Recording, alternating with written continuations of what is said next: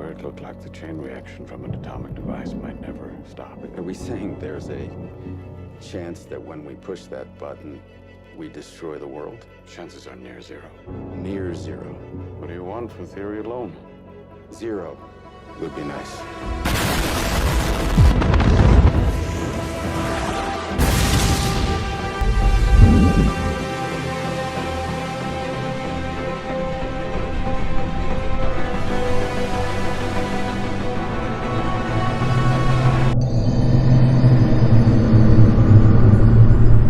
Oppenheimer is the point in Christopher Nolan's career where we have no choice but to acknowledge him as one of the greatest and best directors of all time, on par with Spielberg, Cameron, Hitchcock, Tarantino, and a select few others. This biopic is nothing short than a masterfully crafted, shot, written, and acted piece of cinema, and one which is absolutely essential viewing. I must confess, I wasn't entirely stoked by the trailers for this film, and when I saw the 3-hour runtime, my enthusiasm was even more tempered. Sure, the cast and director looked first-rate, but a 3-hour movie about a man who built a bomb. I had doubts that a consistently engaging film would be presented. How wrong I was. The main plot is about the race to build the atomic bomb in World War II, and its then use in ending the Second World War by dropping these bombs on Nagasaki and Hiroshima, forcing Japan's surrender. But it is really about Oppenheimer's entire life, his numerous flaws, mistakes, his conscience, and the consequences following him creating one of the most terrifying weapons ever created and used on humankind. We see his early life, his rise in academia, and associations with the Communist Party of America, his draft into the Manhattan Project and work on creating the bomb, but also the kangaroo court that set out to destroy his reputation, remove his government clearance, and ruin him, despite that he, as some have argued, helped end the Second World War and so save many lives. The plot jumps about from the central point of this prosecution against him as he retells his life and what happened in building the first atomic weapon. It's structurally an easy watch despite the movement through time, and it never gets confusing or wayward. Christopher Nolan at this point is a masterful screenwriter,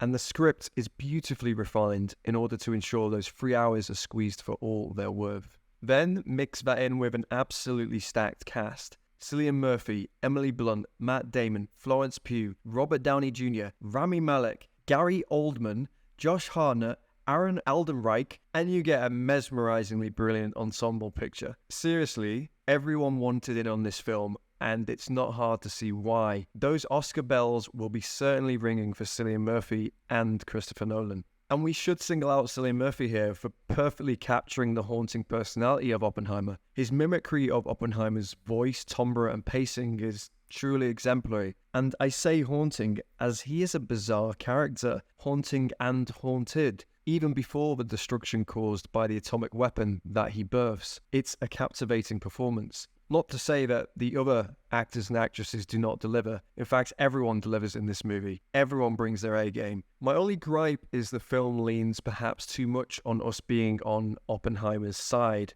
The film moves towards the A-bombs being necessary to save lives fighting in the Pacific versus Japan, than really appreciating the horrific destruction they caused, the resultant Cold War, and the constant nuclear threat and deadlock that now lurks invisibly in our daily lives. The film isn't brave enough to focus on the impact on the Japanese, nor show the horrors on screen of Nagasaki and Hiroshima, and in doing so, it does push the audience towards a viewpoint that Oppenheimer and this bomb were necessary evils. It's not a big gripe. It's a personal preference in what is largely a fantastically written film. Unsurprisingly, the overall direction of the film is top-notch, and Nolan uses sound incredibly to amplify the intensity of not only the nuclear explosion most of us are hoping to see on the silver screen, but the trauma of the use of the bomb on Oppenheimer's psyche, and also to insinuate that this bomb was inevitable for Oppenheimer, as if it was always inside him, waiting to get out and manifest in some form. But it isn't decibel-raising explosions that steal the show. It's the terrifying use of silence.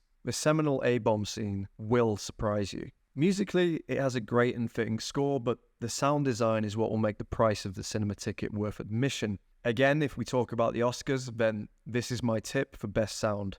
Interestingly, Nolan uses a black and white filter for the congressional hearing scenes of Robert Downey Jr.'s character, Louis Strauss, but it's unclear from my humble perspective why it's really done. It does, however, work, and it gives it some visual freshness. Ultimately, Oppenheimer is a fascinating and engrossing story, which is wonderfully acted, written, and directed. It may be one of the best films of all time, and I do not feel like I'm exaggerating in any manner when I say that. Currently, without doubt, it is the film of the year. Oppenheimer is a worthwhile cinema experience where you can gladly just forgo a lazy night of streaming for the true experience of a great movie on the big screen. This film is a must-watch, so go see this instead of Barbie. Thank you for watching. If you liked the video, please like, subscribe, follow, comment, share, all the good stuff. And yeah, let me know what you thought of the film yourself. Did you enjoy it? Did you not like it? Did you prefer Barbie? It's all good if you did. Let me know anyways, and I'll see you in the next one.